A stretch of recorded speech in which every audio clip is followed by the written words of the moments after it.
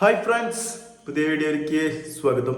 എല്ലാ ചെങ്കുകളും കിടികളും സപ്പോർട്ട് ചെയ്യുക, ലൈക്ക് ഷെയർ സബ്സ്ക്രൈബ് ഒക്കെ ചെയ്യുക.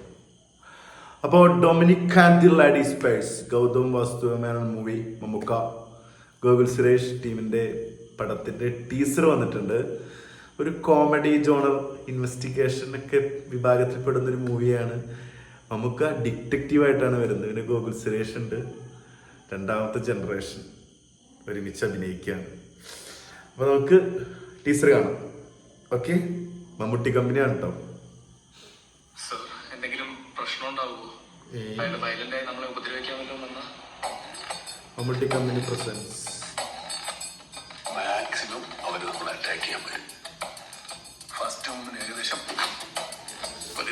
ബ്ലോക്ക് ഇതിന്റെ കീഴിൽ ഒരു പഞ്ച് ആള് കുനിയും ഇങ്ങനെ പറയും.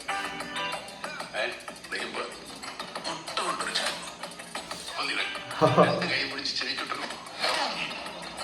കണ്ണിൽ പൊന്നിച്ച് കുറക്കും. ഗോകുൽ സുരേഷ്, വിജയ് വെങ്കടേഷ്, ഷൈൻ ടോൺ ചാക്കോ, പിന്നെ ഇങ്ങനെ കറക്കി എടുത്തിട്ട് ഒരു സെക്രട്ടറി ട്രെയിനിങ് കൊടുക്കാണ്.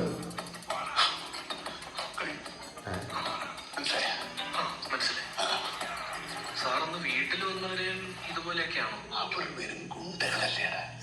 ഫൈറ്റ് സയന്റിഫിക് ആയിട്ട് പഠിച്ചിട്ടില്ല. അന്നത്തെ ഒരു സർപ്രൈസ് ആയിരുന്നു. അങ്ങനെ ഞാൻ മാനേജ് ചെയ്തു. ഇവർ വെറും കൊണ്ട നിനക്ക് ഹാൻഡിൽ ചെയ്യാനേ ഉള്ളൂ.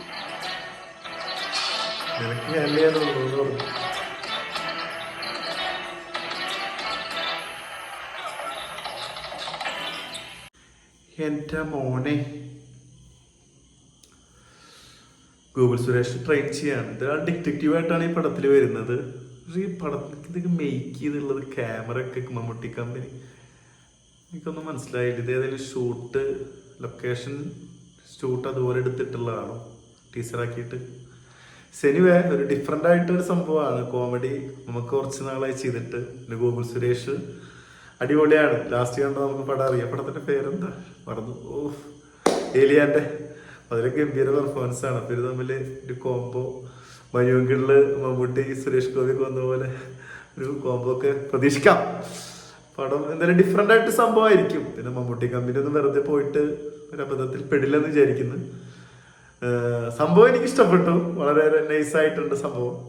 പക്ഷെ ഇതൊരു ടീച്ചർ എന്നുള്ള രീതിയിൽ നമ്മൾ ഇതല്ല പ്രതീക്ഷിച്ചത്. പക്ഷെ നമ്മൾ പ്രതീക്ഷിക്കും മമ്മൂക്കയാണ്, ഗൗതം വാസുദേവനാണ്, പിന്നെ ഗോകുൽ സുരേഷ് ആയിട്ടുള്ള ഇത് കണ്ടപ്പോൾ രസം തോന്നി കേട്ടോ. എന്തായാലും ട്രെയിലർ വരട്ടെ.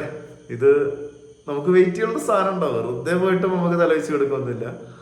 ശനി വരും, ബസ്സൊക്കെ വരുന്നുണ്ടല്ലോ അവര് അല്ലേ. നോക്കാം. എനിക്ക് ഇഷ്ടപ്പെട്ട സംഭവം കേട്ടോ. പക്ഷെ എനിക്ക് ഒന്നുമേ പുരിയാതെ, ചിലപ്പോൾ ഒരു മാർക്കറ്റിംഗ് രീതി ആയിരിക്കാം. ഒരുപാട് കാര്യങ്ങളുണ്ട്. ഡിഫറെൻ്റ് ആയിട്ട് മാർക്കറ്റിംഗ് വന്നെങ്കിൽ ഇതൊക്കെ അല്ലേ പറ്റൂ. നമ്മൾ ഓവർ പ്രതീക്ഷയിൽ വന്നത് ഇതൊക്കെ കാണുമ്പോൾ വെയിറ്റ് ചെയ്യാം.